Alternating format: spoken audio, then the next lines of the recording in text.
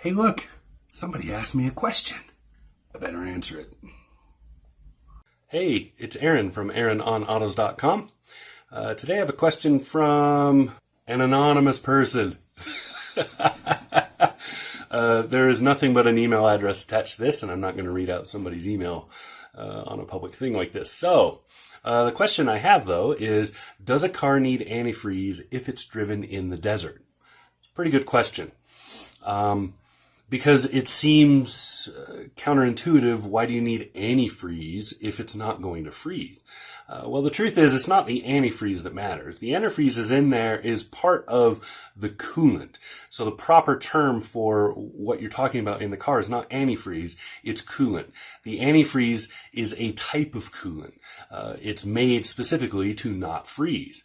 So in the desert, you still need coolant. In fact, you need it more than you would if you live outside of the desert, like where I do, where you put antifreeze in.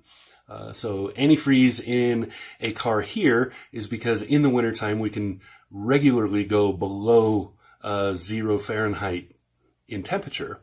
And that means the water in the car, coolant, would freeze. So antifreeze keeps that from happening. Coolant in your car nowadays also serves other purposes. So it's not just to cool the engine. It also helps lubricate a little bit, and it has other properties. These are all things that keep things in your car running properly. That's why there are specific types that are required in certain vehicles versus other vehicles. So some vehicles require a certain type of coolant. Other vehicles can run on most any coolant offered on the market. They'll run better on some and worse on others. Every car that uses liquid cooling, which is almost all of them. There are very few air-cooled cars anymore, and very few that are using anything else. So liquid coolant, which is often antifreeze, or labeled as such, it circulates through the engine and then through the radiator to cool off. So it circulates through the engine, pulls heat as it circulates, goes back into the radiator, air blows through it, pulls the heat off as it's going, and then it circulates again and it just keeps going in a loop. And it's very important that you have plenty of coolant. If you don't have coolant in your car, so if you, for some reason, do not put this in there, if you just run straight water even, you will quickly boil over. The coolants that are used today are not water. Water is maybe a component, but it is not what they're running exclusively. It's not like back in the 30s and 40s, and even further into the 50s, where you could just pour water into the radiator and call it good. You could still do that for very short distances, but I do not recommend it, because what we have now are coolants that have a lubrication quality to them. They have a very high boiling temperature, so it takes much more for them to get very hot enough to actually boil, and steam, which is the specific point.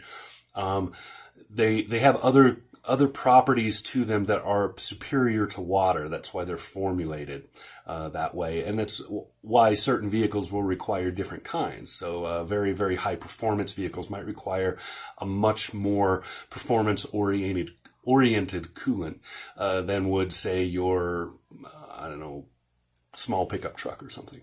So you need to know what is required for your vehicle.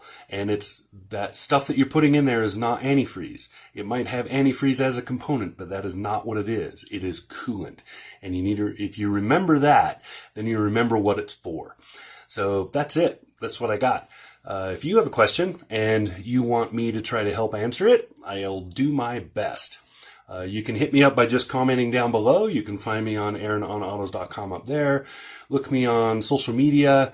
If you do go to Aaron on Autos, there is a contact form that is almost 100% anonymous. That's where this question came from. So that form, they put in an email, but even that is optional. You don't have to put in any information. You can just ask the question and send it.